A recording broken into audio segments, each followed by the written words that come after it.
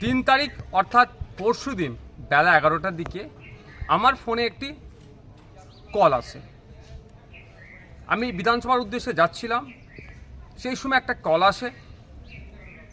কলটা রিসিভ করার পরে রীতিমতো আমাকে শাসানি দেওয়া হয়, আমাকে হুমকি দেওয়া হয়, আমাকে মেরে ফেলবে, আমাকে খুন করবে, আমার গলা কেটে নেবে, আমি কেন বাড়াবাড়ি করছি, আমি নাকি মমতা ব্যানার্জিকে হারাতে চাইছি, এই ধরনের একাধিক কথা বলে, যেটা আমাকে থ্রেট দেওয়া হয়, প্রাণনাশের হুমকি দেওয়া হয়।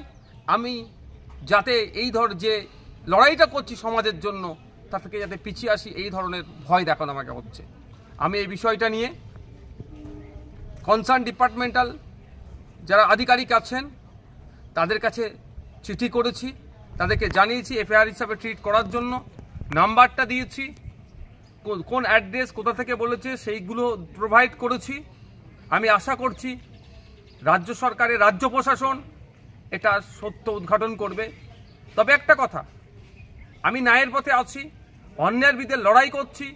তিলোত্তমা থেকে শুরু করে সাবির মল্লিকের যেভাবে হরিয়ানাতে পিটিয়ে খুন করা হলো তার বিরুদ্ধে কথা বলেছি, আবু সিদ্দিক হালদার, শিকারি মোড়া, বিভিন্ন ইস্যুতে যেভাবে মাঠে ময়দানে লড়াই করছে এবং বিধানসভার মধ্যে কথা বলছি, অনেকের কি গাপ্ত দেওয়া হচ্ছে?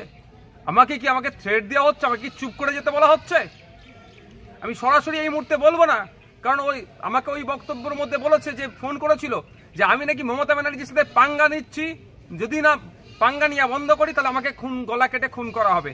আমি বলছি না এটা তৃণমূল কংগ্রেস করেছে, তদন্ত সাপেক্ষ। আমি এখনই বলে দিচ্ছি না যে তৃণমূল কংগ্রেস করেছে, তদন্ত সাপেক্ষ। তারপরেও বলছি বিচার ব্যবস্থা আছে, আমি প্রশাসনকে জানিয়েছি সত্য উদ্ঘাটন করুক, এর পেছনে কি ষড়যন্ত্র আছে, কি রহস্য আছে, কার বা কাদের কথা শুনে আমাকে এই ধরনের ফোন করে সরাসরি আমার গলা কেটে নেবে, আমাকে খুন করবে, আমাকে হত্যা করবে করে বলার সাহস পাচ্ছে।